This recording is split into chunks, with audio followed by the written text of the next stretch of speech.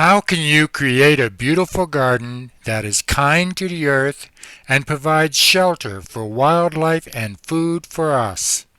Travis Philps of Greenshire Eco Farms tells us how to use the design principles of permaculture to do just that. Welcome to Richter's Seminars. This video presentation is from a series of free educational seminars on herb and garden topics offered each year at Richter's. So no-till farming or gardening is very much in line with permaculture because it seeks to sort of mimic nature in terms of, a forest or a field doesn't need to till itself to be able to grow. I mean, there are certain, mudslide events and that do happen that it would be similar to tilling, but for the most part, soils in nature are a stable system that are sort of self-regulating, and basically the microorganisms, the worms mainly, do a lot of the tilling in a natural system. With a no-till, your soil tends to get better and better every year, whereas with a tilling system, it's either going to kind of stay the same or generally it gets worse. And so permaculture is always trying to regenerate an ecosystem and build the fertility.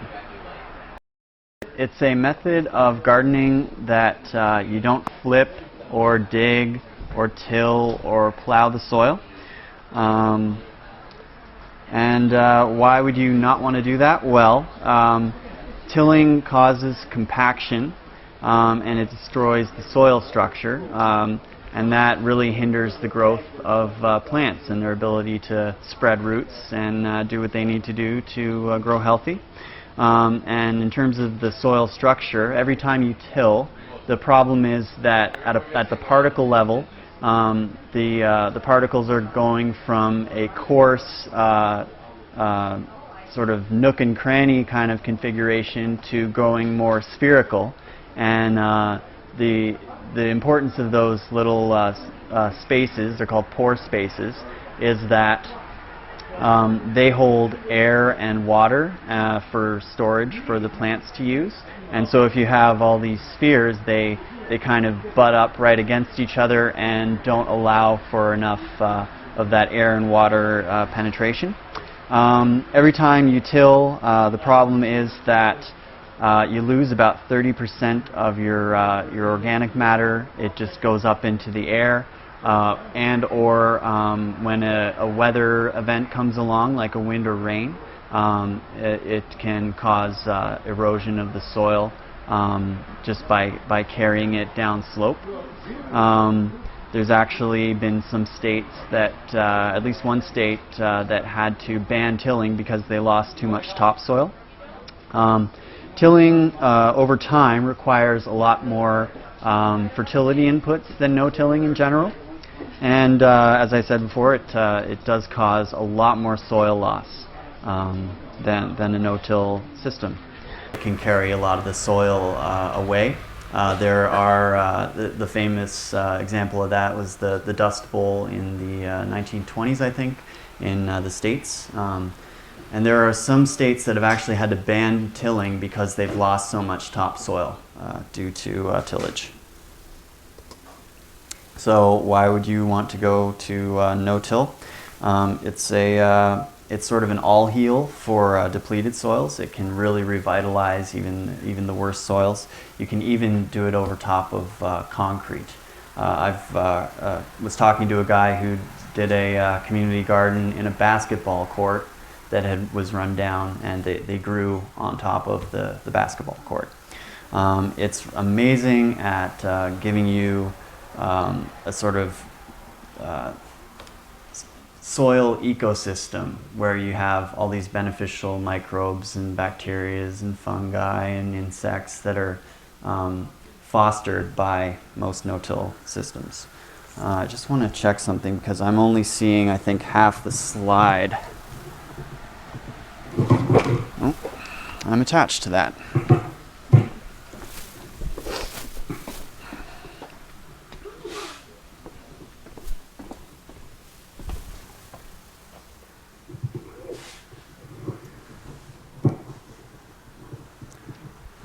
Can you see hugelculture on the bottom there? Okay, okay.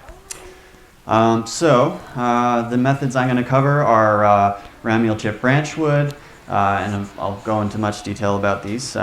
Hay, straw bale garden, soil or compost bombing, or square foot gardening it's also called, sheet mulching, the Ruth Stout method, living mulch systems, and hugelculture. So basically, ramial chip branch wood, this is more on the industrial scale, not so applicable to most home gardeners unless you've got access to a wood chipper. So basically, tree limbs that are smaller than 3 inches in diameter are used. They're chipped up. They contain 3/4 of the vitality of the tree, and because you're using the smaller branches, they don't lock up the nutrients. They don't lock up the nitrogen, so there's not too much worry about that happening. Whereas if you're using the trunk, there's a lot of it's a higher carbon content, and basically the animals and whatnot, the microorganisms that break down the carbon have to use up a lot of the nitrogen in the area to do that. So that's when you get nutrient lockup. Doesn't happen with ramial chip branch wood as long as you do it right. You want to avoid cedars or conifer content that's a bit too high. You can use some, but there's either too much acidity, or in the case of cedar, there's growth inhibitors that are contained in the wood. Yes? You can solve that problem if you just let that cedar sit for a year, not use it. Oh, yeah. And then a year later you can start to use it. It won't create a problem, but it will if you use it right away. Oh, okay. So, someone's saying that if you can use cedar if you let it sit for a year and weather. Let's see. It's a good idea to add some forest soil or some good compost. Basically, sorry, I got a little bit ahead of myself.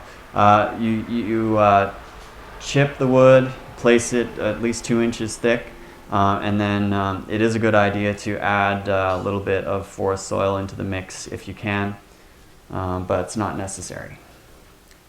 So that's what you'll end up with. The sort of white stuff is the fungal growth. It's the mycelium, or the roots of the mushrooms, and they're really good because a lot of mushrooms or fungi will sort of sheath onto plant roots, and the mushrooms can't produce sugars, I believe, but the trees and plants can. So the trees will give the plants sugars, and the mushrooms will sort of, through their vast fungal network, will bring water to a plant or nutrients if the plant needs. Like I said, it's more of a large-scale farm thing. It's great at suppressing weeds, but if you have a good relationship or a good municipality, you talk to the folks that were doing the trimming. Maybe they can tell you what they were trimming, and if it was the more of the branch wood, then it could be used. And sometimes they'll even drop it off at your house. If it was used on a larger scale, it could foster the growth of a lot more woodlands, because you'd need a supply of wood, and so why not plant fast-growing trees like, let's say, poplars to use rather than cutting existing forests. So the problem is you got to wait a year in general, unless you till the wood in. The chippers are expensive. They do pollute into the air, and they do use gasoline. So that's kind of a drawback. And like I said, it's most urban and suburban folks don't have ready access to enough branch material to do a whole garden. It might be, good for a bed or two. And it does need to be reapplied every few years, whereas some of the methods that I'm going to talk about, it's sort of once, like hugelculture, which is the last one I'll talk about. If you build a bed properly, it could last your whole lifetime. And it does, like I said, it does take nutrients from the forest unless you're planting specifically to provide materials for this. So the next one is soil or compost bombing. It's where you take a thick layer of soil, usually 4 to 6 inches thick minimum, and you place it down on the pre-existing ground. This method was sort of made famous by the square foot gardening books. Can't remember the guy's name, but Mel Bartholomew had a great book on square foot gardening. And yeah, his method was with the sort of wooden 2x4s or something laid out in usually a 3 or 4 foot wide rectangle, and then you just fill that with compost and soil and that kind of thing. So that's what it can look like. Problem is a lot of organic matter is needed right off the bat. The moisture retention isn't quite as good as some of the other methods I'll go through, and the fertility might not last long unless you load it up right from the start. Okay, hay or straw bale gardens. It's where you take your bale and you just put it on the ground. Some people leave the twine, but I prefer to remove it unless I know that it's free of pesticides and that kind of thing. Or no, it's rodenticide. A lot of bale twine is treated with rodenticide so that mice aren't eating the twine, which is of course toxic to humans. So once you have the bale down in place, you put soil or a compost or a mix thereof on top of the bales at a minimum of 3 inches. The more the better, but your plants will be able to grow down into the bale with the roots. So it's really easy to do. As long as you can carry a hay bale, you can make these gardens. It requires very little, relatively, soil or compost. It does create a really high raised bed, and you can double stack these, so you could almost garden at a chest height. It's also really good if you're if you're in a wheelchair and you want to garden. It creates a really warm microclimate. The beds, like we have some of these beds in our demo garden, and they tend to last at least a few days, if not a week or more longer at the end of the season, and they tend to warm up earlier in the season than a flat garden bed or even a slightly raised garden bed. And that's because the cold air tends to flow downwards into the paths and doesn't settle as much on top of the bale. But also the bale is slowly breaking down, so as it's breaking down, it's giving off heat. Yeah, you can, this is one of those methods that you can grow on top of any surface. You could grow on your floor if you had enough light. Problem is, it does require more watering than most of the other methods I'm going to talk about, especially in the first few weeks. But once the bale starts to get semi-broken down, it sort of catches up. I think that, I'm trying to think of how often we had to water ours. Once every 4 to 6 weeks, I think, which is pretty good. In a typical garden, you tend to have to water, once a week, once every 2 weeks or so. Some people find that the weed seeds will sprout from the bales. That can be an issue. I haven't had that happen too much, but I have seen it become a problem. But the weeds are generally easily removed or covered up. They're not well rooted, so they're sort of easy to pull out. And they don't, because they're not well rooted, they if you do weed them out, they're not going to kind of sprout back from the root. Yeah. Do you put any soil on top of the bales? Yep. You put a minimum, I think, 2 inches. Where was it? or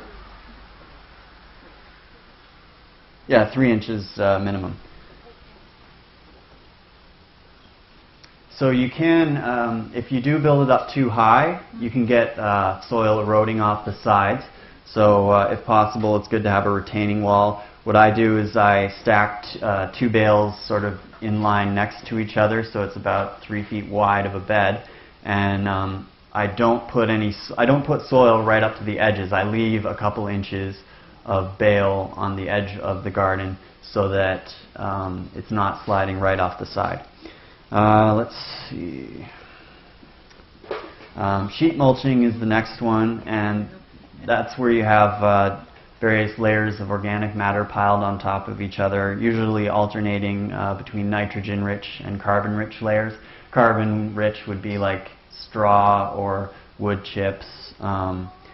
Nitrogen-rich would be, you know, decomposing plant matter that's green still, or manure.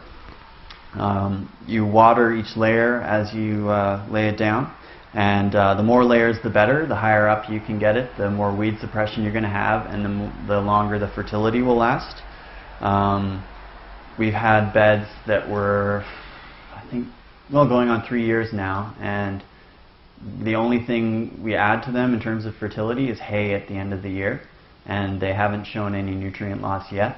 And I've heard of beds lasting much longer than that and not needing any new inputs.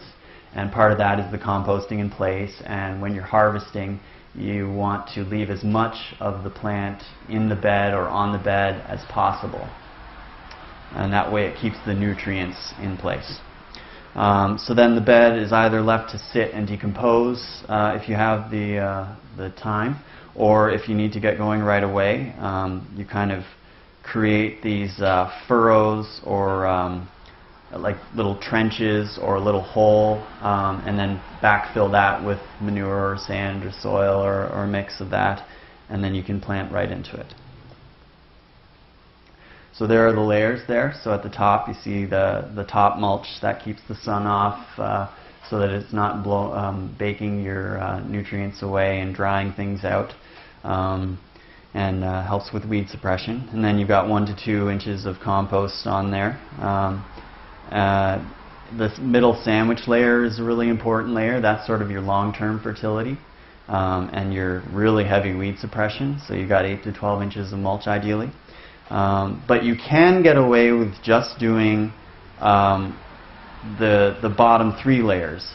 So that's 2 layers of manure with some newspaper or cardboard in between, and then you would have a slight top mulch. You don't need the newspaper or cardboard. I've done some limited trials with this, so 2 beds side by side made exactly the same, one with cardboard, one without, and there was very little difference in terms of how many weeds came up. It was like the bed without the cardboard had like 1 or 2 handfuls more of weeds. It was very minimal. So I don't even use cardboard in these beds anymore.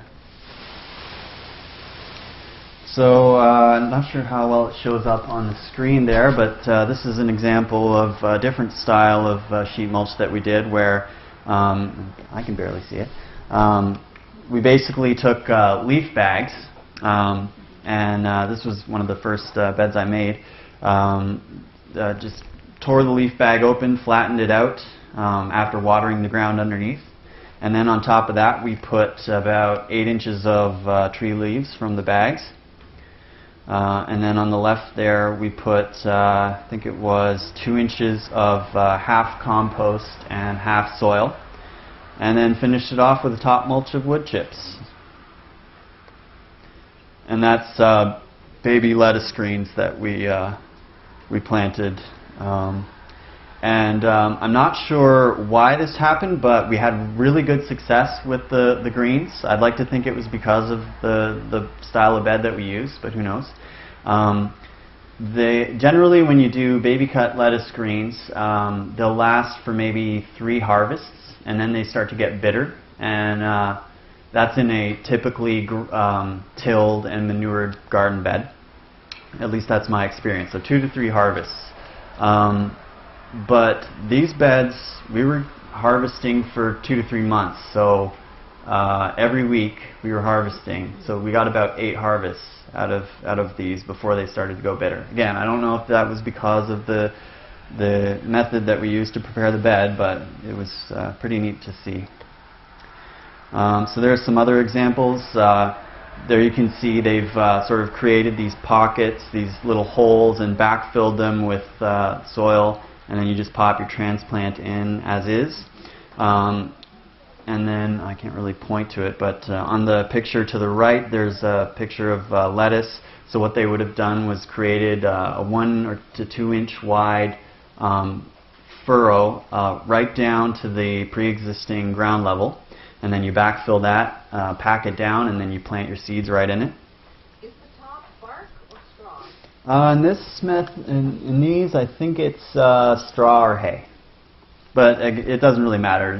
Just any kind of organic matter that's going to block the sun will work.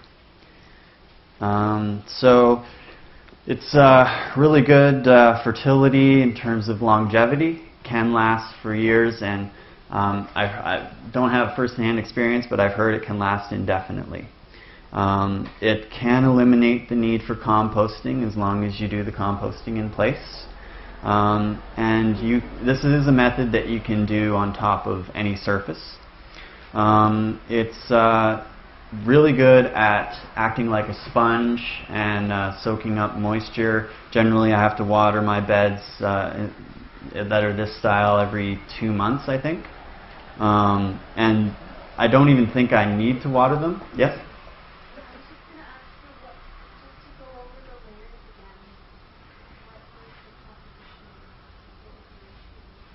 Well, generally, where is it? So this is the pinnacle. You don't have to do it this thick, but so you have 3 layers of manure with 1 to 2 layers of carbon. 2 to 3 layers of manure and 1 to 3 layers of carbon mixed in. If you look at, there's books on like lasagna gardening, I think it's also called. To do it without manure, you could add like plant waste, like plants that are still green, that still have a lot of the nutrients in. I would put that at the bottom. Lawn clippings, bag your lawn clippings, they work fantastic. Yeah, grass clippings are really good for that. I think though, I could be wrong on this, but I think you need at least a couple of weeks. If you're going to use just plant material, you need to let it sort of decompose for a couple of weeks to let the nutrients become available to your plants. I know that's the case with another method I'm going to talk about, where they're having like a living mulch system, it's called. So they're growing plants, mowing them back, waiting 2 weeks, and then planting into that. Any other question on it? Okay, where was I?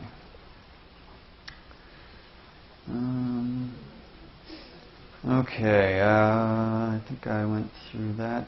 It is a good method for weed suppression, but watch out for your paths, because if the weeds take hold, they'll sort of, especially with grasses, they'll run roots that you can't see into your bed, because it's a amazing place for them, and then before you know it, you'll have grass sprouting up like everywhere. So take the cardboard and put it into your paths if you're going to use cardboard. Drawbacks. Well, it does require a relatively high amount of organic material to start off, but it's not as much as like the square foot gardening, and it's going to last you for probably years, and it is a lot more time to spend to make your garden, but you're going to save more time in the end compared to running a tiller through, and your arms aren't going to hurt like crazy using a tiller. And you won't have oil and gas spewed into your garden. So let's see, the Ruth Stout method, or the sort of throwing hay on the ground kind of method. So yeah, she just, Ruth Stout was a lady that fortunately passed now, but she gardened quite a long time and gardened the conventional way at first, but then thought, this is silly, why am I doing this? And one year The farmer that she hired couldn't come in and till her plot for her. So she said, well, my asparagus doesn't need to be tilled. Why should I have to do that for the rest of my garden plants? So she got some hay delivered and just threw down hay on her garden bed and planted into that. My understanding is that she just sprinkles seeds into the hay, but she lives in, I think, New England or somewhere with a lot of frequent rainfall. So I think that's why she can get away with it. I've tried very limited trials with just sprinkling seeds into the hay. It didn't really work out so well. The germination rate wasn't good. Maybe if I was on there with a garden hose every other day, it might sprout, but I threw seeds down and just kind of left it. Which isn't to say it couldn't work for any of you. What I ended up doing was kind of hybridizing the sheet mulch and this method, where I would just dump hay on the ground, because I have lots of hay. I've got like 1,500 bales a year. A lot of them go rotten. So I'd dump hay on the ground about that thick, and then I would create those furrows to expose the bare ground below. Sometimes I would backfill the furrow and then plant my seeds into that. Yes? Is the hay dried first, or is it after you just freshly cut it? It could be either or. I think it's ideal to let it rot for a bit first, because it can get pretty hot and it might burn seeds or seedlings. Mike, you cringed there. I was just wondering, are you using hay or are you using straw? Hay. Hay's got a lot of weeds. What's that? I mean, hay's got an awful lot of weeds because it's basically a pasture that's been... Yeah, he's saying that hay does have a lot of weeds. In my experience, not a lot comes up though, for whatever reason. Mostly getting enough heat to kill them, I guess. Yeah, there might be enough, like he's saying, there might be enough heat to kill the weed seeds. Yes? I recently was looking into that and the difference between the straw and the hay. So I think depending on the application, because I was using it for my chickens and they were saying straw is better because it's hollow and it doesn't grab the moisture. Yeah. But I'm thinking for like this, you want it to hold moisture. So then I'm thinking hay is better maybe than straw. I don't know. Could That's be. what they said the difference most of the time. Yeah. Sorry? You could mix it, yeah, I would think, yeah.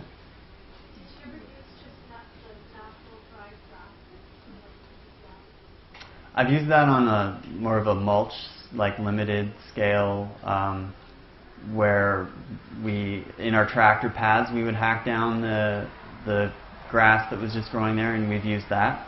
But that was on a garden that was already well established.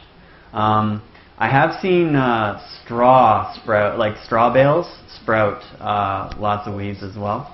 Yeah, so it can happen with either. What was I going to say?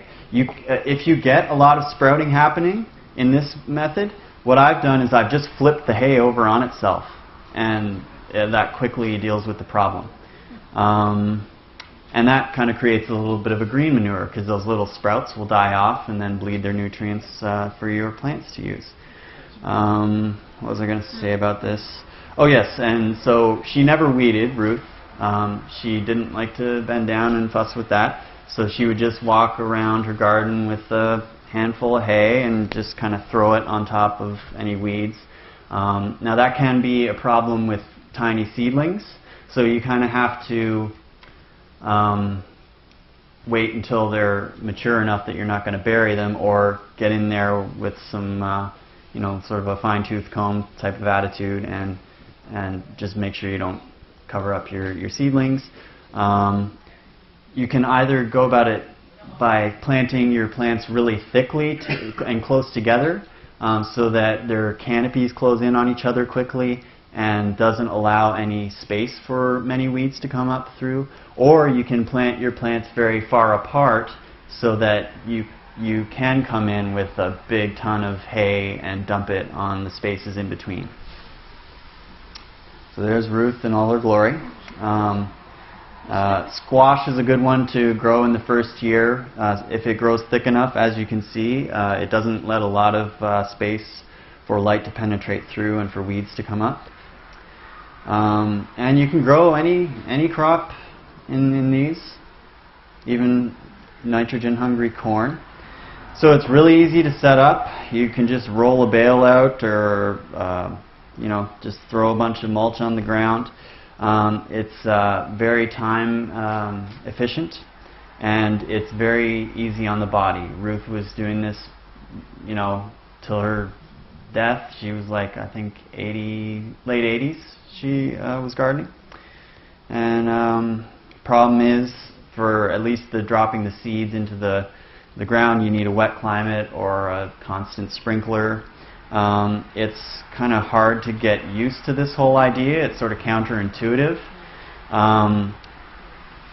Ruth had, as I said, gardened conventionally for a lot of years on her space before she switched to this method, so her garden was well manured for many years. But I've done it on top of grass, and it did work out okay. It wasn't great, but it did work out okay, and over the last 2 years it has improved in terms of fertility. Doesn't look that great to the conventional eye, but I think it looks pretty awesome myself, but I know I'm on the fringe of that. It does require a lot of organic matter in the way of hay or grass or that kind of thing every year, but even if you live in suburbia, you could go around and make deals with your neighbors, trade vegetables for grass clippings, and get them to bring them over, let them kind of decompose for a bit, and when they get brown, then you could throw it on if you're worried about nitrogen. Yeah? What we do is we drive around in the town at night, in the fall, and take bags of leaves. Yeah. We don't have enough, so we... Go on recycling night. Mm-hmm. Yeah, so go... we know the neighborhood, so they're mostly maple trees. Go leaf bag hunting. I do that myself. Yeah, I've got a minivan that I've taken the seats out of, and when it's time, I go around on garbage night and got all the mulch I need for the year, pretty much. And yeah, you can use tree leaves for this too. It'd be ideal to run your lawnmower over them to shred them first, but that's not necessary. Okay, living mulch systems was it's been going on for probably since we started agriculture, but recently it was pioneered. It started in the 1930s. Pioneered by Masanobu Fukuoka, who wrote the One Straw Revolution, was a pretty amazing book on natural gardening, natural farming. So essentially you're creating a perennial ground cover, usually of white clover, dwarf white clover, and that is your main nutrient provider and weed suppressor. If you plant it thickly enough, early enough in the year, it's going to come up and not allow any room for any other plant to grow. So essentially you clear the land. This might require a one-time tilling, but it won't need to be done again. The ground cover is planted. Prior to planting your crop, you mow the crop, as I said before. You mow the ground cover and then wait at least 2 weeks for the nutrients to become available. Rows are chiseled into the, like your planting rows, are chiseled with either a tractor or a pickaxe or a hoe. Fukuoka would take a pickaxe and he'd be bending down there with the axe going in his long rows, but a hoe will work as well. And for transplants, you just dig a shallow hole and plant into that. There are also crimpers that it's a slightly altered method. Well, I guess that's going back to the mowing. A crimper won't kill a plant. Like say I didn't want to use clover for whatever reason, you can grow a grass and run a crimper across it, and it breaks the plant in 2 or 3 places, knocks it over, and then you can go in with either a seed drill or a shovel and plant your plants into the broken mulch. The ground cover is mowed when it starts to get out of control, and the clippings are raked next to the crop usually to add some mulch. So here you have, sorry, I've got a lot of glare on the screen here. I need to kind of tilt it. So in the middle is peppers, surrounded by clovers, wildflowers on the bottom, I think, and I can't see that at the top there. Anyone know that plant at the top? Yeah, anyways, you can see that it's a mix of plants, and there's no bare space is the main point that that picture is trying to get across. So there is a cole crop that you can see after the mowing. The benefits are that there are no dead areas. Everything is alive and green. It does help reduce a lot of plant pest issues and sickness issues. There's a woman in the States, Helen Attow. She has a website that details her trials for the last, I think, 30 years using these methods. And she found a 70% reduction in, what is that, the rot, sorry, I'm blanking on, it's a type of plant rot, the fusarium wilt, 70% reduction on fusarium wilt, I believe. And that was because of the no-till living mulch system that she was using. Helen Attow, A-T-T-O-W-E. Let's see, where am I here? It provides a lot of live habitat for beneficial organisms, especially pollinators. It can eliminate weeding if you get your ground cover in thick enough. I mean, you got to mow, but that's not too much of an issue. If you want to stay away from mowers, you can burn the ground next to your plants. There are, well, it's propane, but there are torches you can use. You can also just use a scythe or a sickle, which is what I use. So it's just those big Grim Reaper things, or the thing, what is it, the moon-shaped tool on the old Russian flag. And you go along and hack that, hack your mulch up with that. There's no need to replant your ground cover every year. There's no need to add mulch in the fall. And the soil does get better year after year with hardly any input from yourself, hardly any effort. And it can eventually eliminate the need to bring in off-site inputs. You may have to still add in some manure or some type of fertility into your actual furrow, that trench that you create. But eventually that will, or that should, as long as you've managed it well, not need to happen. You should be able to just rely on the green manure to bring your soil to a fertile state. Problem is that you do need to kind of wipe the slate clean of the land to start this off. In general, at least I've never heard of any other way to do it. The ground cover can kind of outcompete your crop if you don't manage it properly. I've seen like rows of lettuce where they didn't mow enough, and then the clover was able to sort of get into the lettuce row, and it was really hard to do any harvesting. And they can compete for nutrients if you're not keeping the ground cover under control. It can be problematic for hot weather crops because it raises the humidity. So if you're on say the west coast, and which is in certain parts of BC, like the Fraser Valley, they can't really grow. Oh no, sorry, I'm getting things crossed. But Helen did find that for her pepper and tomato crops, she had to lay down black plastic to sort of create a warm enough and microclimate and get rid of the humidity. I was trying to think of a way to get around black plastic. You could use, I don't know if it would be toxic now that I think of it, but galvanized steel. Does anyone know if that would be safe to use in a garden? Because you can get scraps of galvanized steel, you know, like the sheet metal roofing. And I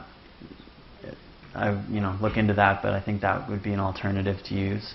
Where am I here? It doesn't really create a warmer microclimate. If anything, it's going to cool your soil down, so that is a bit of a drawback. Another way to get around that might be to create raised beds first, so that you have, the cold air goes into the path, and the more mass you have in your bed, the more heat it can hold. And it is energy intensive to create the rows, whether you're bending over with a pickaxe or using a tractor. There's a lot of energy that goes into that. And generally the rows are shifted every year, so if my row is here one year, I'm going to place it just adjacent to it the next year, so that I'm putting my row in that fertile spot. And the row that I had last year is sort of used up. The clover will grow into that row and then revitalize it. So hugelkultur, this is my favorite method. It's sort of the best all around, in my opinion.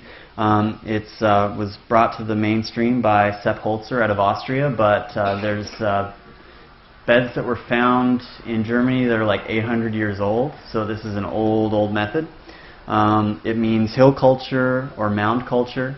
You're basically just burying logs or brush or brassica stems and using that as your fertility and your water sponge. So it can eliminate the need for irrigation.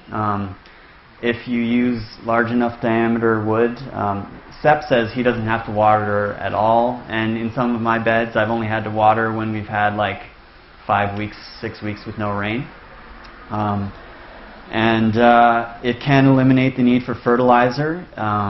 If you add enough wood into the bed, if it's a mix of old wood and new wood especially, and if you have a lot of branches on top of that, it can eliminate the need for any kind of fertility inputs beyond that.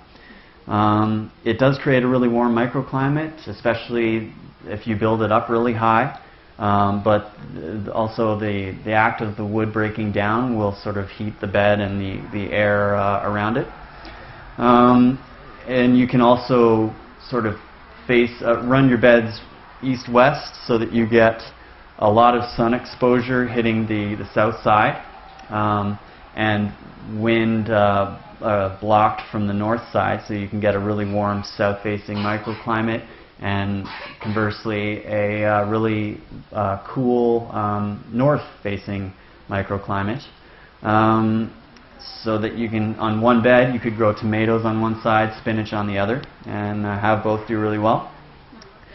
You can shape the beds to make it so that you don't have to bend over to do any gardening. I think I have a picture on here about that, but basically our beds are about chest height for me, and the angle is almost a 45-degree angle, slightly less, but so I just have to kind of take a step, and I can garden like that. Let's see. Especially if you're in a limited amount of space, you can create more surface area for gardening than a flat ground would have. Yes? Yeah, I was just, it works in our climate. I mean, we have like a really hot summer, and it's right, it's more like there and more hot. It definitely does work in our climate. So it's not burn, I mean, it's not burn the clothes? It will be, if you build a 5-6 foot high bed, it will be a lot drier at the top. Generally, I have a path at the very, very top that's about 1.5 foot wide. So at the very top, it's reserved for path, and then I have like kind of sloped beds below. But you plan for that. So you grow something like garlic, which doesn't mind a bit of dry, or something that likes the heat, like a pepper, more up at the top half, and down at the bottom is where you would grow plants that like a little more water, a little cooler spot. You can grow these, or you can make these beds to look flush with the ground, to be flat. Dig a pit, throw your wood in there, and then just put the soil back to the same height as it was, and then you wouldn't have that problem at all.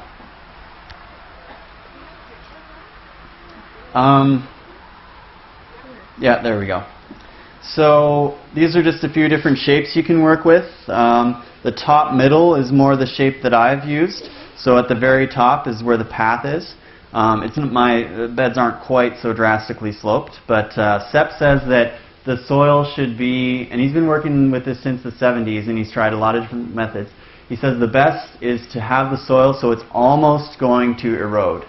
So you want that steep angle. Because what happens eventually is the bed will kind of cave in on itself as it decomposes. And he said that he found compaction was happening if he didn't have a very steep bed to start with. But you can have it more rounded. You can have retaining walls on the side by either using rocks or logs, and that will help stop, it will catch erosion.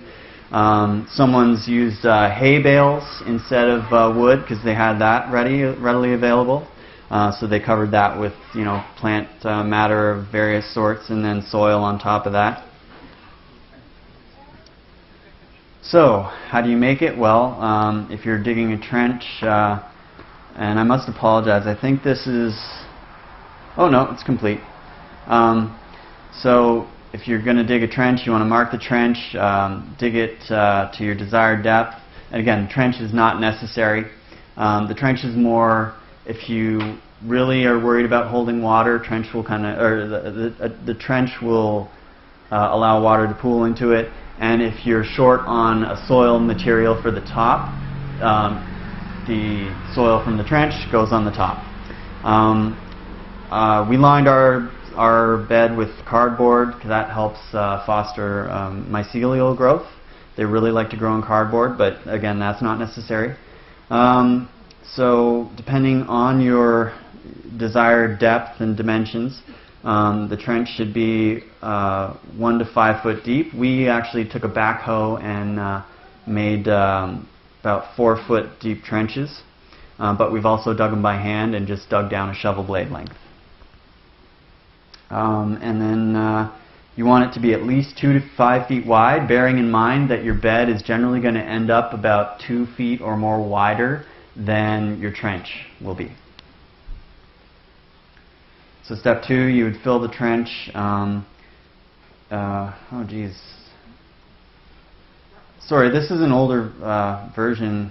I got this off my email just on the fly before the presentation, and it doesn't have a picture there, but I think the pictures start. Yeah, the pictures start from there on.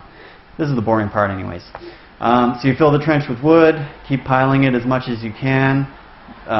Recommended a minimum height of 2 feet. Anything below that, you don't get a lot of the benefits of the beds. And it's recommended, like I said, Sepp used to build his beds about 2 to 4 feet high, but he found a 6 to 7 foot high bed lasts so much longer, and you don't have to water them, he says, and the microclimate is crazy. I mean, this guy's in Austria, which is, I think, a little colder than us. He's in the mountains, and he can grow citrus trees. He's growing lemon trees and some type of orange. And it's partly because of this bed, also because of a lot of rocks he uses, but this is part of that strategy to be able to grow citrus in a similar climate to ours. Let's see. So here's step 3. I'm 6 feet tall, so this was a bed we built by hand. So that gives you an idea of how high we built it. It was about a 45-degree angle, I think, that we built this bed on. It's a good idea to stomp the branches. I was up there just jumping around on it, getting all my frustrations out.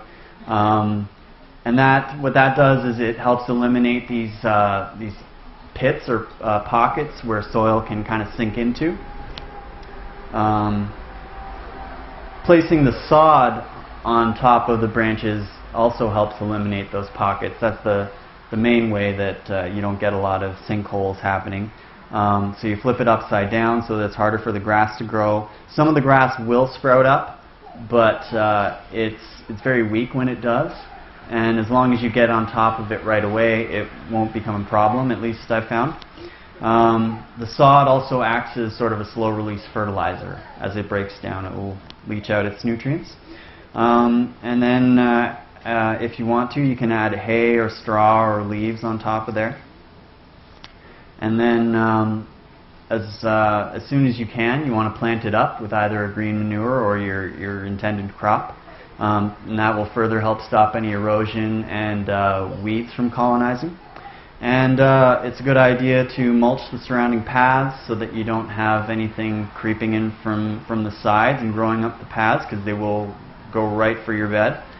And yeah, just have a ground cover there if possible, and then sit back and watch your plants go crazy once you've planted it in. So there's that picture I was talking about, so that you don't have to bend down.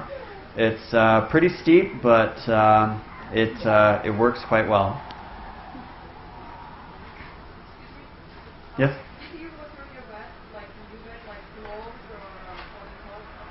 Did I water it? Nope. Trying to think. Well, no, when you're planting, you would want to water it, yes. So I can barely hear you because of the rain, sorry. But you didn't watering the logs or the new bed? Oh, right. No, we didn't water as we constructed. No.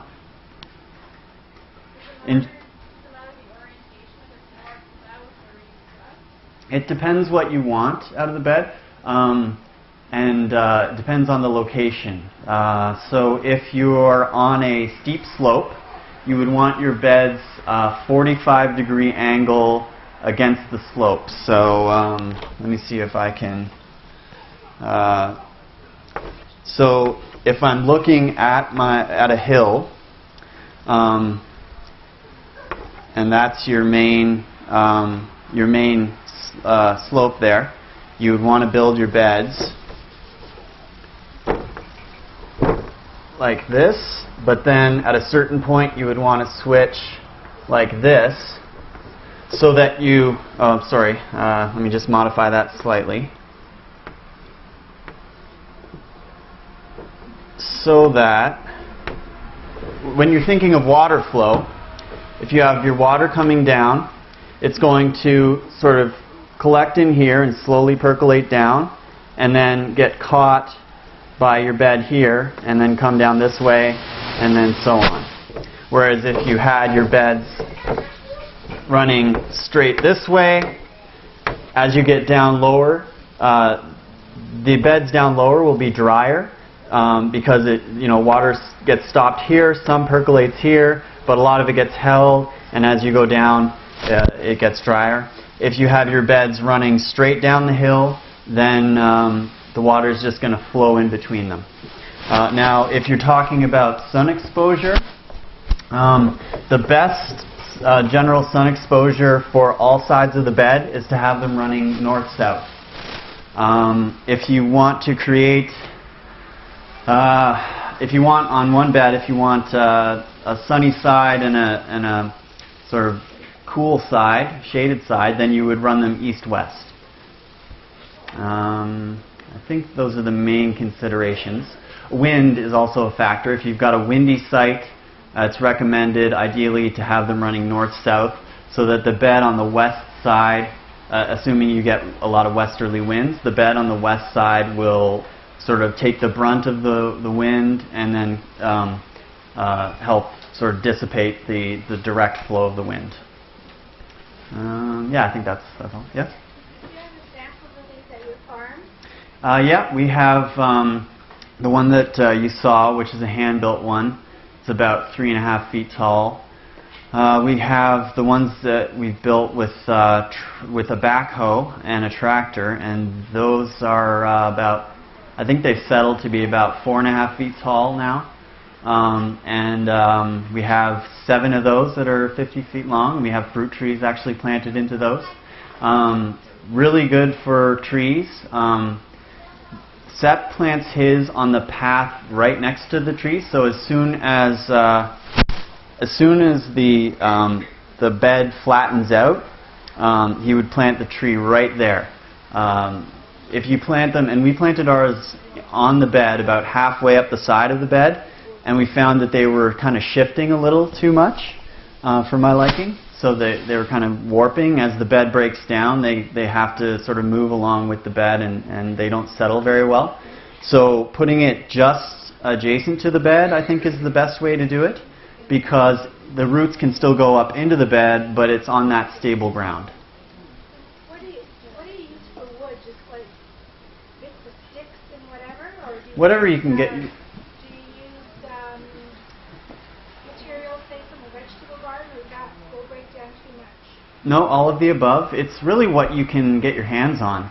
Ideally, you'd want to use, if you're thinking for long-term fertility, you'd want to use the densest wood possible and the newest wood. So like something like an oak or a maple would be ideal for, you know, a bed that's going to last you 30 years before you have to do anything with it. I've never heard of that. What about walnut? Walnut can be an issue. I've built 2 beds with a bit of walnut in. I'd say maybe 10% walnut, and they were fine. I grew onions, peppers, and eggplant in there. It's avoidable if you, I would say avoid it if you can, but use it if you have to. There's lists online of different plants that are juglone tolerant, juglone being the root exudation that inhibits the growth that walnut trees put out.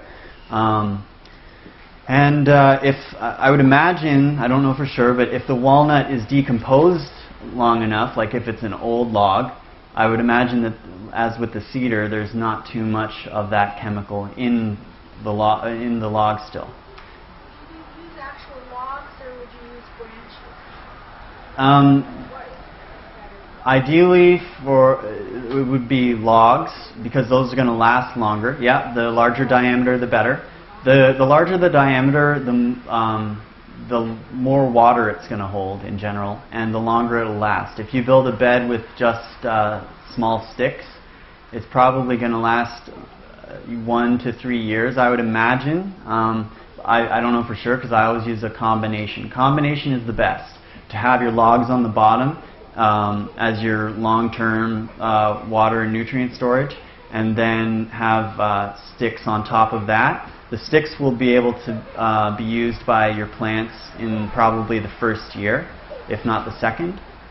Whereas the logs, if they're freshly cut live trees, they might take a year or 2 before their nutrients become available. What do you do in the fall then? Do you take all the debris off and replenish it with more soil, or for next spring?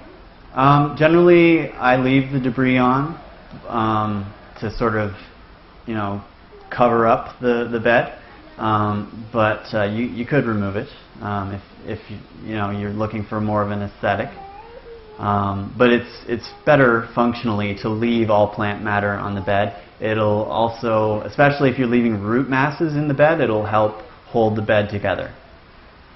And do you pile more on? There's no need to pile any more wood on until the bed flattens out after a few years. Any earth on top? Well, the more earth on top of the wood, the better. So if you're finding that you're seeing some wood become exposed, or if you just came into a whole pile more soil somehow, then yeah, I'd say throw more on. You'd want a minimum of about 6 to 8 inches, but it's ideal to have 1 to 2 feet on top of your log. Yes? What about wood chips and sawdust? Would that be? Yeah, I don't know firsthand about that. I would imagine that with wood chips, you might get mold growing. I don't know for sure, but I think, like, I've seen a pile of wood chips under a tarp get moldy. I don't know, maybe the soil on top would breathe enough that it wouldn't be a problem. I was talking to someone who was worried about nitrogen lockup from that big amount of wood chips, because it would need, unless it was chipped branch wood, it would need a lot of nitrogen in that space to be able to break it down effectively. Any other questions on it? Is there a good website on this method? Well, there are several popping up. It's been a while since I've looked at any. Permies.com, Permies, has a page devoted to this. So I guess that would be, off the top of my head, the best one to go to. They have like a hugelculture. They love, like, the guy that sort of runs that site loves this. It's and he did a write-up with a lot of the pictures I have are from that. If you look up, like, if you're on a search engine and you go to images, type in hugelculture, you'll get a lot of different looks for that. For instance, here's one that I found that you would never know if no one told you that that's hugelculture. And same with this one. Looks like a typical landscaped garden bed. So where was I with this? Any other questions on it? Yeah? How did he use the rocks in order to help the microclimate? Well, he had, I think there was a cliff face, like, trying to think, like a rock outcropping that was naturally there. And then he had, like, the hugelculture bed, I think, below that. And then he had as big a stone as he can get, just puts it around the trunk of the tree. Yeah. So I kind of already went through most of this. The one line about it has the benefit of tilling without the drawbacks is, as the bed breaks down, the soil is going to shift, as I mentioned before, and so you get the heat release and the air injection that happens when you till, so that but you're not so much compacting the soil. There's a slight compaction over time, but it's not nearly as bad as when you till. It can be shaped to eliminate bending over, more space in a given area, and that's.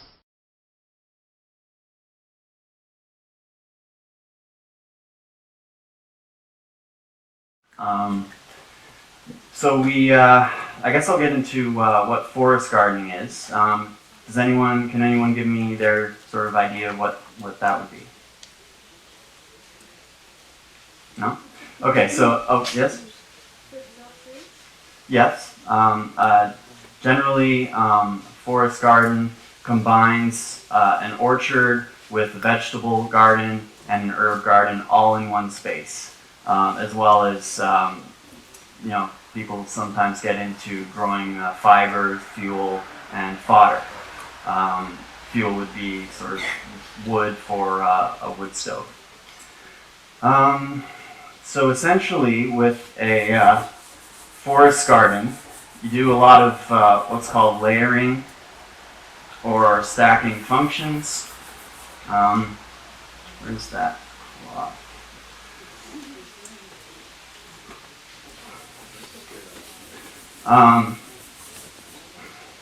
So instead of having a block orchard over here, and then my vegetable garden here, and then my herbs over here, you would kind of incorporate them all together. So say this is south. So you've got your sun exposure from that end. On the north end, you would have tall trees like nut trees, or whatever your tallest plant is going to be.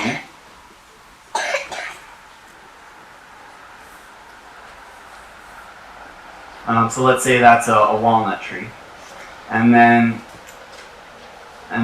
the tallest go at the north end so that they're not shading anything out, unless you want to create shade. So maybe in the shade here I could have some mushroom logs, let's say. And then as you get further south, you would want to go into your shorter trees, so maybe an apple tree, and then maybe a peach tree kept as a bush, and then maybe a blueberry bush there, and then here you would get into your vegetables and that sort of thing. You can mix the layers. You could grow a grapevine up a fruit tree. You could grow a sort of lettuce behind some of your trees so that they can benefit from the shade. Basically there are 7 layers. You've got your upper canopy. Should I write this out or? Sorry, it's really hard to do without the PowerPoint. You've got your upper canopy trees, your lower canopy trees, your bush layer, your ground cover layer, your kind of vine layer, your herbaceous layer, so that would be any kind of vegetable plant, let's say, and then your root layer, anything that yields from the root zone. Am I missing, Mike, am I? Okay, I thought so.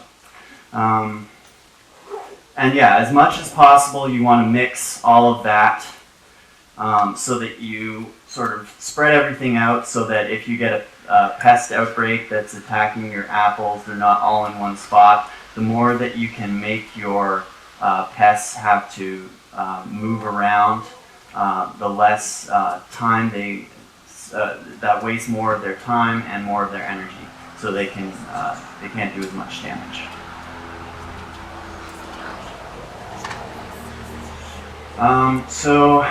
Let's see, what else about forest gardening? I guess I'll sort of give you an the example of what we're doing with our forest garden.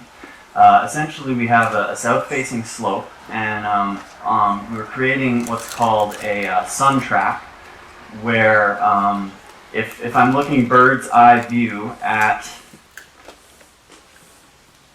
the garden, so this is looking straight down on it. Here's south.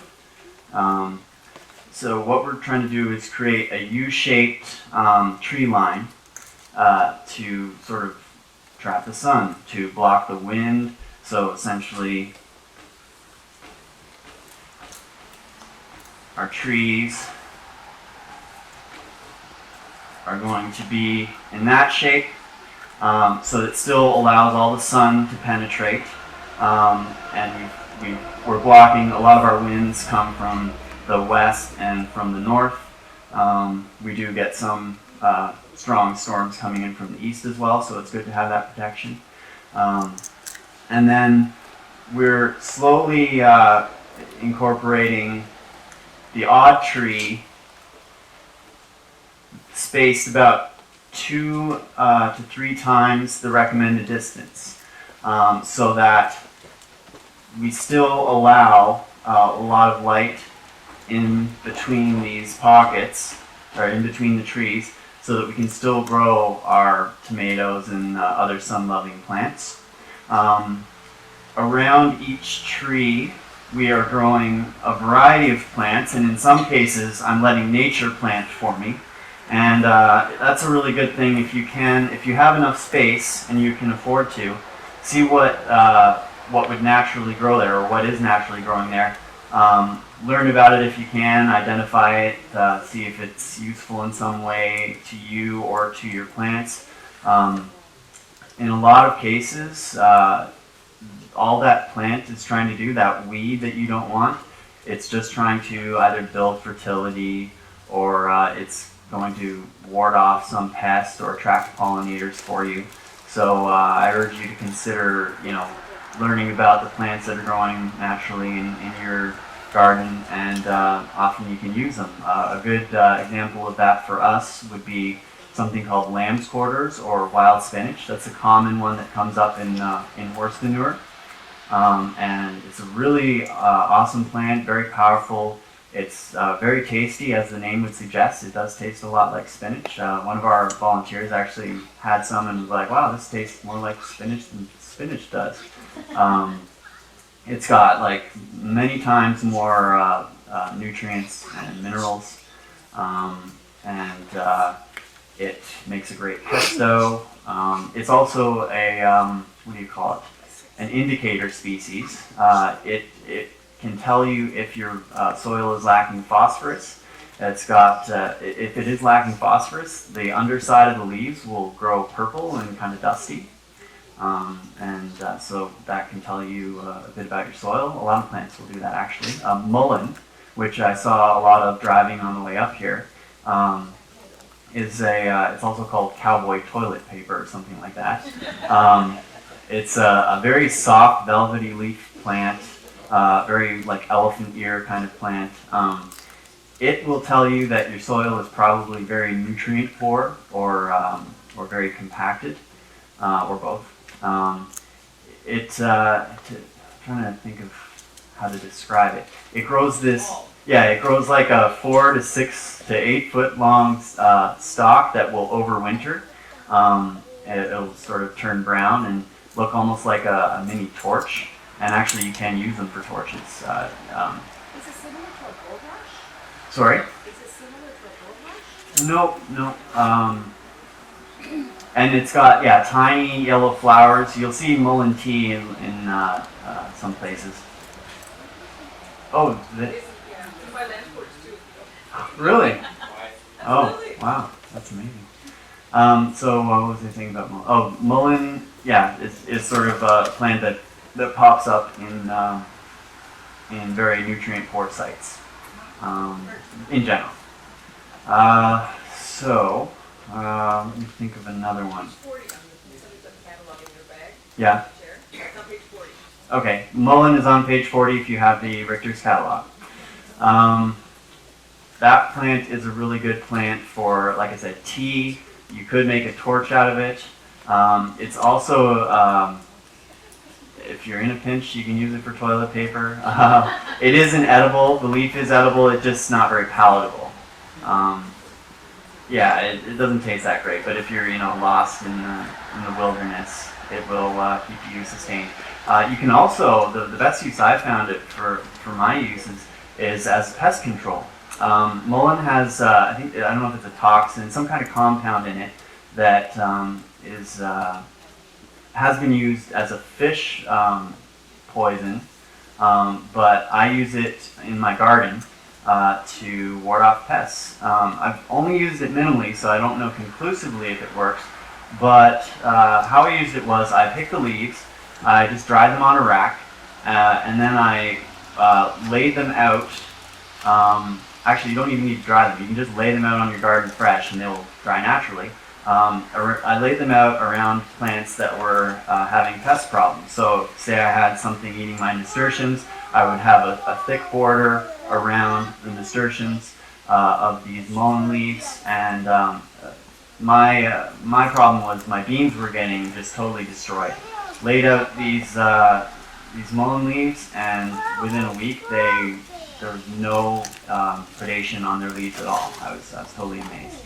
It saved our bean crop. So also with our pepper crop, our pepper plants were getting eaten by something, and again laid out the mullein leaves, worked really well. So, and that was a plant that most farmers would rip out and throw away, whereas it was coming up here and there. I thought, how can I use this to my advantage? So there's a bit of a mind shift that takes place with a lot of permaculturists.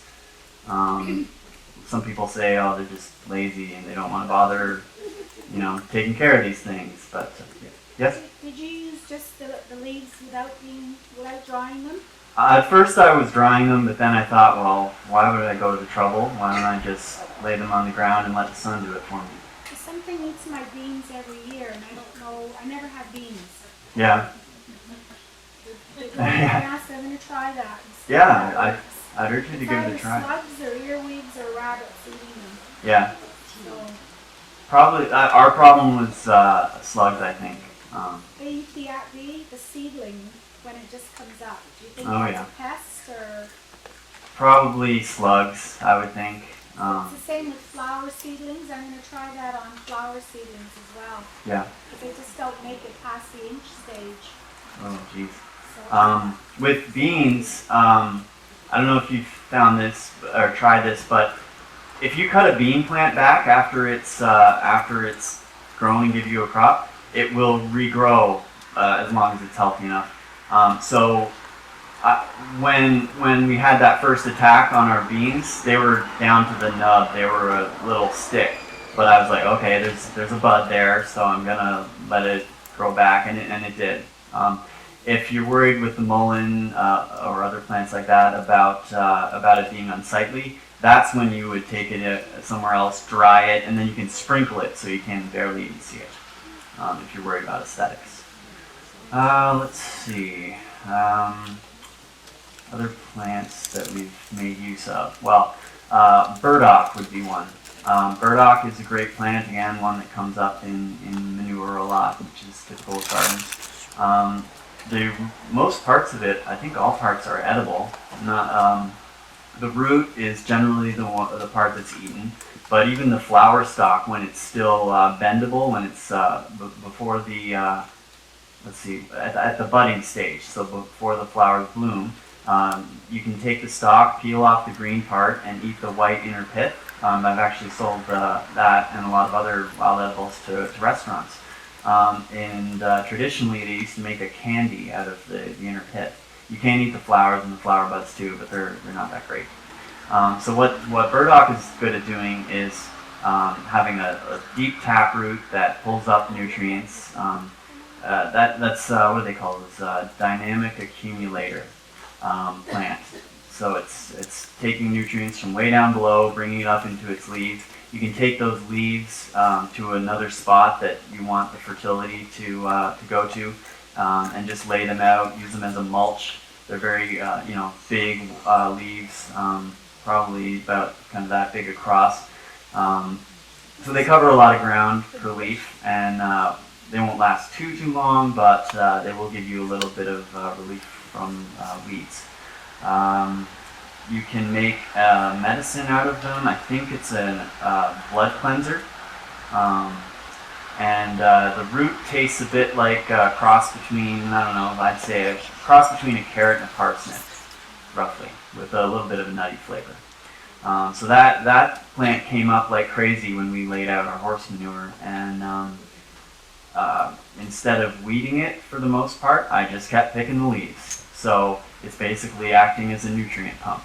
Another thing is if you let the leaves on the plant, they will sweat out moisture.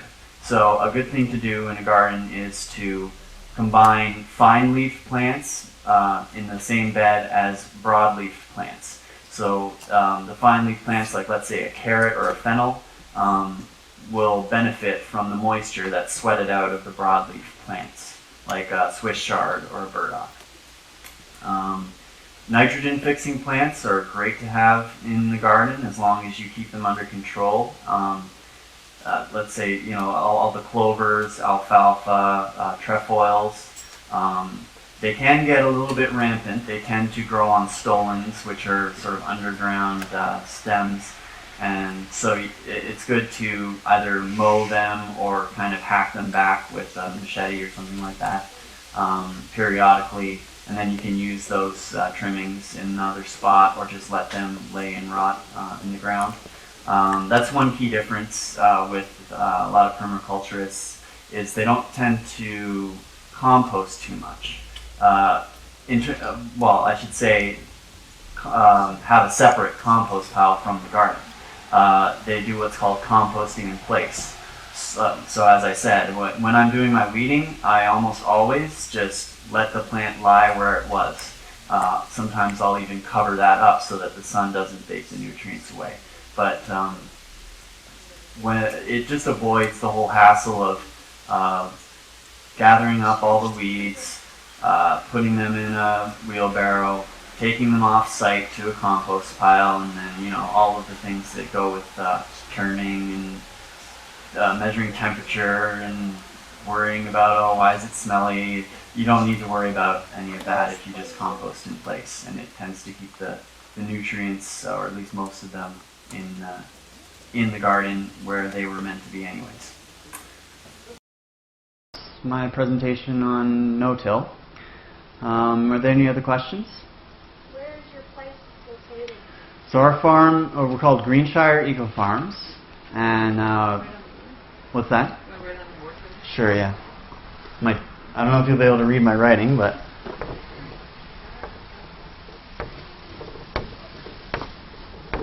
and we do have a website, greenshireecofarms.com.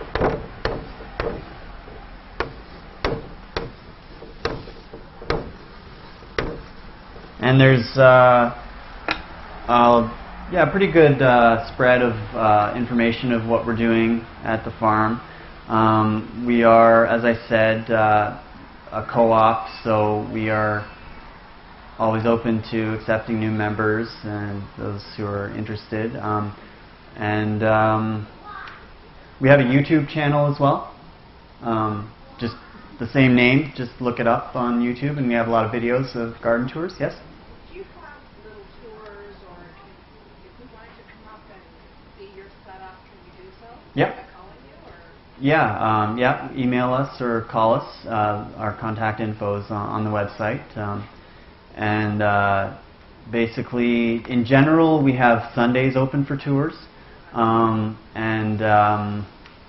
but we are willing to do, custom days if it's set up. And do you also do any farming, gardening over the winter, or is it strictly only in spring, summer, and fall? We do, we have that greenhouse that I talked about, so we're overwintering kale and green onions in there, but that's a small scale. We do cold frames, so it's like about the size of this table box with a window over top of it that we don't fully overwinter, but we do get, we can grow arugula into December and start it in March, that kind of thing. We also use floating row covers, which you can get at most hardware stores, or at least I've seen them at Canadian Tire. They're also called remay, or just frost blankets. Oh, you do? Oh, well, there you go. Yeah, that's an awesome product. Unfortunately, it's a plastic, I think, but I think it is worth its weight in how long you can extend the season for. We get an extra probably 6 weeks of growing because of those frost blankets. And I also grow what are called microgreens under lights. We go to the Peterborough market with that. Yesterday was my first day at the market, and so that's when you grow. It's almost like sprouts, but you're growing them in soil under lights or sunlight with about 2 weeks of growth, whereas sprouts is usually just watered once a day, grown in the air in a bucket or jar, and grown for about 3 to 5 days.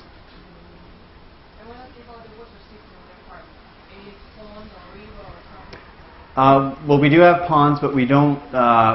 For irrigation, we draw from our well. We have a high water table and a deep well, but we only have to water when we have had about 5 weeks with no rain is generally when I'll start watering, except for when I'm doing seedling plantings.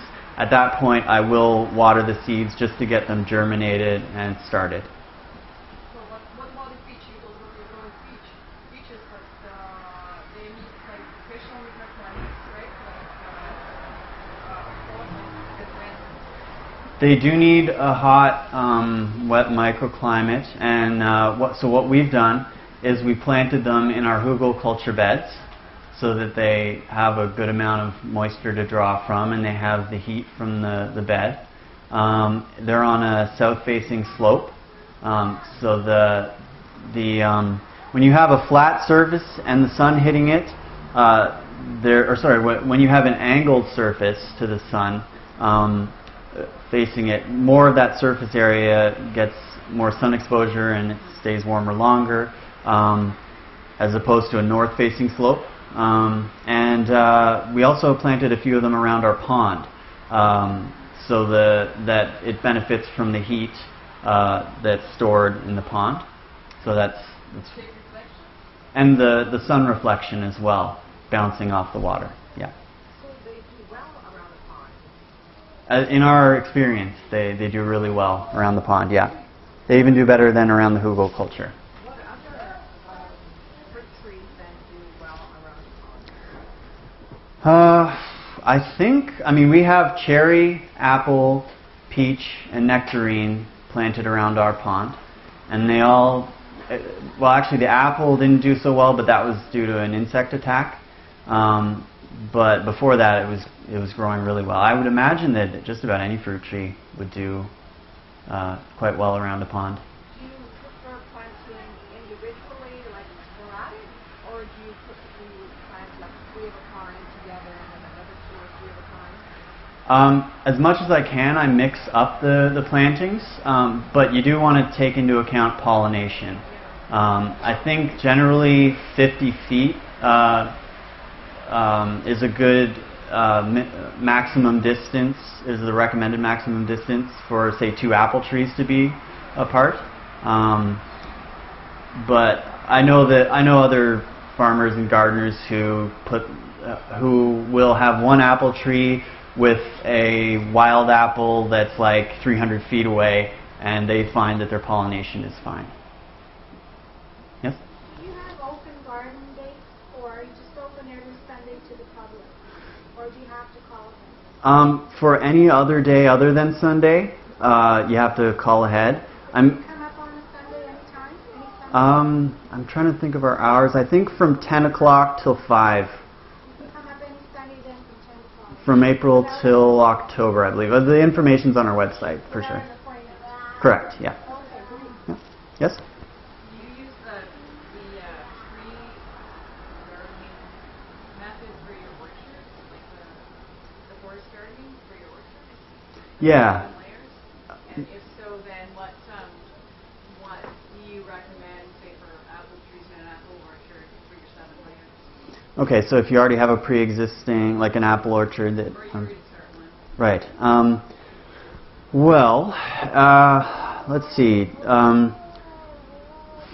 There's many ways to go about that. Really, herbs is the first thing that steps to my mind. Is plant as many different types of herbs as possible. I mean, focusing on what you're going to use, right? Of course, but chives, for instance, is a really, really good one. I think it battles apple scab, which is this sort of growth that can get on your apples, and it wards off pests.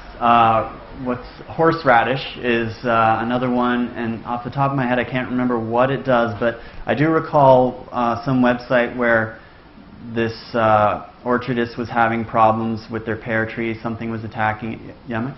There's an excellent book that's just come out in terms of how you do exactly what you're describing. It's the author's name is Michael Phillips, and the title is Holistic Orchards. Holistic Orchards by... Oh, yeah, I have that one. Exactly what you're talking about. Yeah, Holistic Orchards by Michael Phillips. It's a really good book. I'm just starting to get into it, but it's amazing so far. And he's very much permaculture minded. So as far as the other layers, a currant bush, like a currant or gooseberry, would be good to plant on the north or the shady side of a fruit tree. Grapes will grow nicely up a fruit tree, but I've heard that you can get into problems with them crowding the tree out a little bit, and in some cases bending the tree over. I mean, we have wild grapes growing in our poplar forest, and a lot of the trees are bent right over. So it's something you just have to keep on top of in terms of pruning the grape. Or growing a poplar tree right next to your fruit tree, close enough, far enough away so that they're not competing, but close enough so that, how do I say this, so that it's not taking up too much room between. And you can always prune the poplar tree back if it gets too crazy. Let's see. Trying to think of the other layers. For root crops and that around fruit trees, you want to make sure that if you're going to be doing any digging, that they're as far away as possible so that you're not, smacking into the roots with your shovel. So definitely beyond the drip line, and by drip line I mean the the branch's edge, and the mature trees branch edge. So even if you have this small tree that's only this big, envision how wide its branches are going to reach when it's mature. Usually, what, 5 to 7 feet for semi-standards, I think. And then try to put your root crops around that edge. Another good plant around fruit trees is comfrey. It does get kind of, it can get out of control, but it's a really good dynamic accumulator plant for pulling those nutrients up from way down. You can cut it back 2 to 4 times a year, and it will keep growing back and give you mulch. It's also a really good medicine. Anything with umbel flowers, so parsley, carrot, dill, and parsnip. Those are good plants to have around, and let them flower and leave the flower stalks. They're really good at attracting like parasitic wasps, which help you out, and of course pollinators. And a lot of them taste really good. Trying to think of if I've missed any layers. So the currant bush would be the bush layer. To have a windbreak around the orchard, I think, is really important. But you want to balance that. You want some airflow, but you don't want these winds blasting your trees half over. There's Omafra has good information on specifics in terms of planting a windbreak around an orchard and how far they should be. I know that they recommend no more than 2 rows of trees if you're doing evergreens. I think it's 3 feet apart, but then you thin every other tree out once they start to crowd each other. And then that would be something that you could grow your grapes up, for instance, if you don't want to put that poplar tree in or what have you. Elderberries, yeah, great shade-tolerant fruit bush. So that would be another one to pop in there. Yeah, I think that would fairly well cover it. And then on the sunny side of any fruit tree, you can plant just about any vegetable as long as you have enough, fertility around there. We plant, cauliflower, celery, strawberries. Strawberries is a great ground cover to put around fruit trees. Raspberry canes would be okay, but they might eventually take over if you're not going to manage it very often. You were mentioning your Korean pines. What were you planting around them? Or? Nothing's planted around our Korean pines just yet. They're only about that tall. When we planted them, they've tripled in size. But what we did was we just put a thick mulch of pine needles. We have a pine plantation that was planted on our property probably 30 years ago, and so we just put that down to suppress the weeds and create acidity. As to what you would plant near pines, we've planted all manner of vegetables around mature pine trees, and they've almost all done well. We planted blueberries on the south side of our pine trees, and they did all right. They suffered, but that was because of the drought. Before the drought we had this past year, they were doing amazing, and I think that's partially because of the acidity from the pine needles. I think if you're in a wet area with pines, cranberries would be another one to consider. But yeah, things that enjoy the high acidity for sure.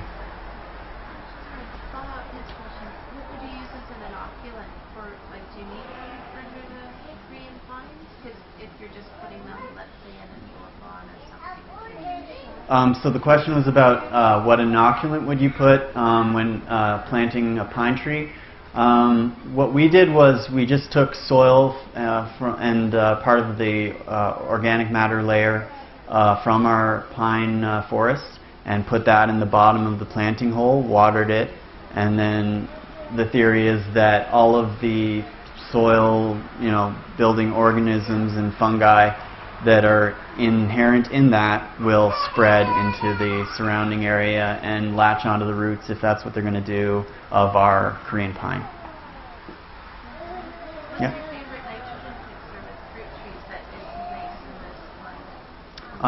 My favorite is white clover because it doesn't really grow very tall. But I tend to be lazy about nitrogen fixers, and we have a lot of them growing in our hay fields, so they will naturally just come into a site that we've disturbed for the most part, which tends to be red clover or trefoil. What's another good one? I can't think of any other. Alfalfa is pretty good as well. It doesn't grow too tall. But yeah, just really any nitrogen fixer I would think would be a good option. Yes?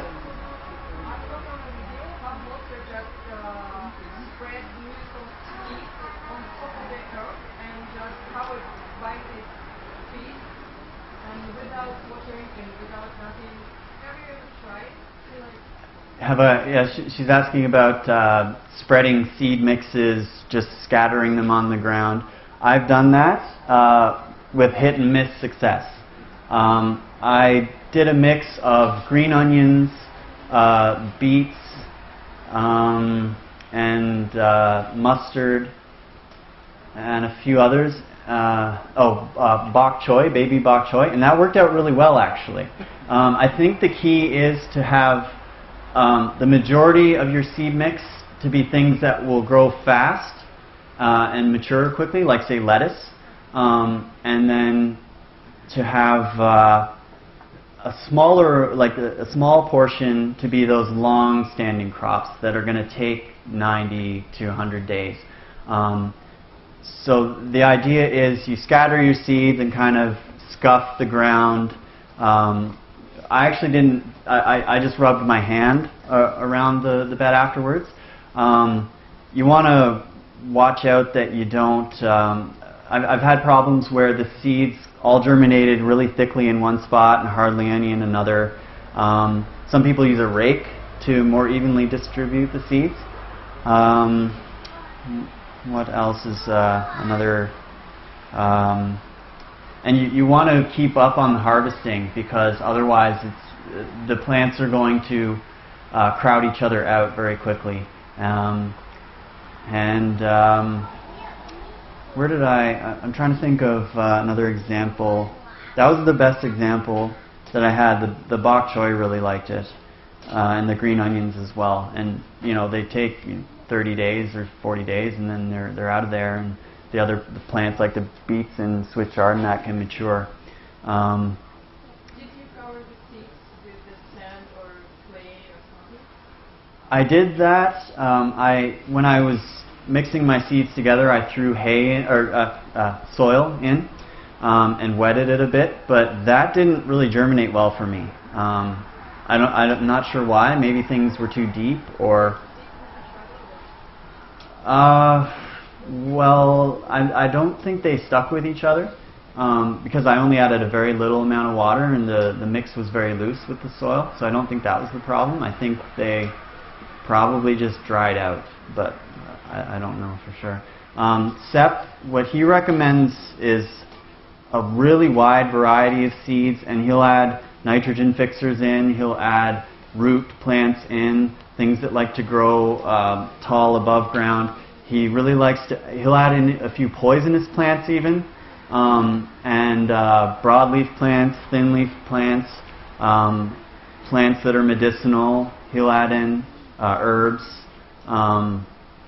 He tries for a really wide variety, and his theory is that the more you can mix that up with plants that require different nutrients and water levels, the less you're going to leach out from the garden area. If you have nothing but corn, it's going to suck up everything that corn needs, and next year it's going to suck for corn. But if you have 100 plants in that spot, that have very different nutrient and water needs, etc., it's less likely that you're going to deplete the soil. But that trigger the plants should connect with each other, right? Because some plants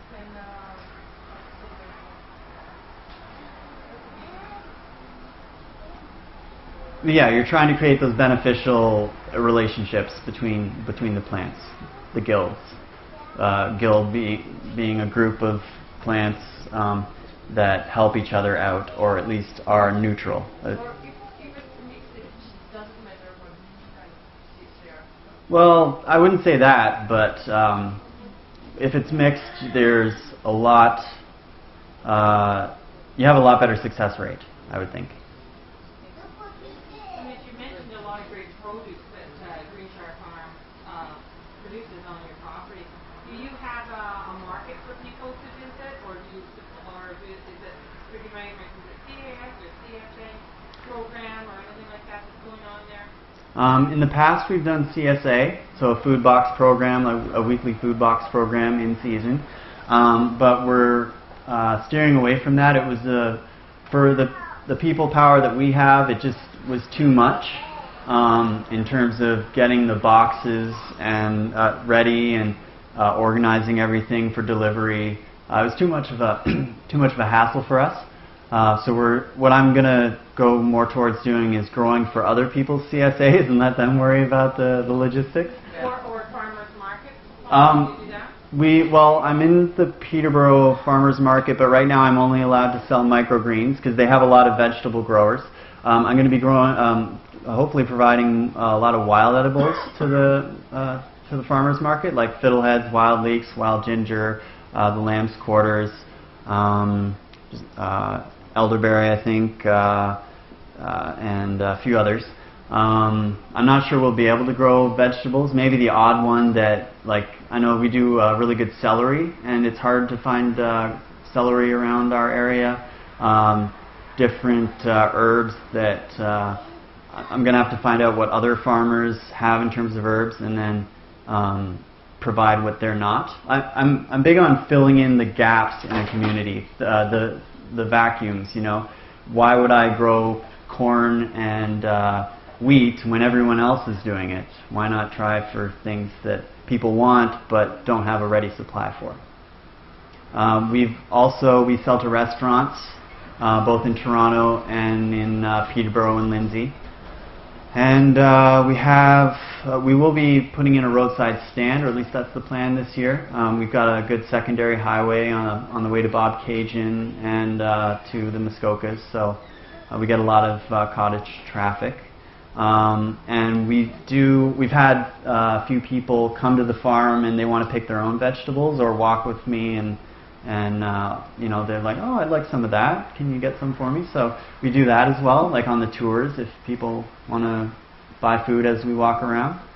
That works as well. And we sell to a local distributor called Kawartha Ecological Growers, which is also split into Grassroot Organics. They're out of Woodville, and we sell to them, and they go to Toronto markets. We tried the Bobcaygeon market. It was a new market at that time, and just there wasn't enough of a demand for what we were providing. Any other questions? Sure. Do you have a good source for perennial vegetables, like plants? Good source for perennial vegetables. Well, this place is a pretty great one. Off the top of my head, otherwise, a friend. There's a website out of Europe, but they do ship to Canada. I can't think of it off the top of my head, but they have hundreds of varieties of perennial vegetables. If you emailed me, just find the website and our email address and ask that question. I'll be able to get you that information. Yes? I do consultations, yeah. I've done about 4 or 5 so far. Some mostly on-site, like I'll go to their place, and even home scale. I've done a consultation in an urban lot in Toronto. And I've also had people come to my farm and sort of check out what we're doing and pick my brain, and then we sort of go over a general plan of what they want to do at their place. And how would you go about doing that? Would it be come to your place first?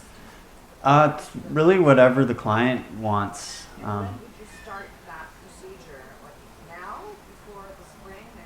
Ideally, yeah. The more buffer of time you have between now and getting started, the better, because you can have a plan, but there's I always say you've got a plan that's great, but it's probably wrong. So the more you can sit with the plan and mill it over and look at it from different angles, I think the better chance you have of finding the holes in the plan. So just email you for that? Yep. Just shoot us an email and we'll go from there. Any other questions? Well, go ahead. No. I was going to wrap it up, so go ahead. Gray water. Do you guys do any gray water systems there? It sounds like you have a lot of water on there. We have a gravel. It's a pretty crude gray water gravel system for our addition and shower water out of the one house. The other house, the main house that was there before, was already hooked up to a septic. Eventually, what we'd like to do is get a constructed wetland. Our municipality is pretty old school with the gray water and constructed wetland idea, and so they're really reluctant to have anyone go that route. So we're going to have to fight tooth and nail if we want to get there. Fleming College out of Lindsay is we're going to partner with them, and they're willing to sort of fight for us and make the case and bring in their expertise in history and research. So hopefully we will get a constructed wetland, but I imagine it's going to be quite the hassle. Well, with that, I would like to thank Travis very much for this incredible lecture. Thank you very much. Thank you.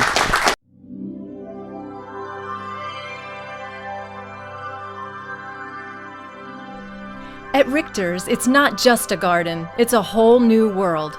For herb plants, seeds, veggies, and more, visit us at richters.com or call 1-800-668-4372.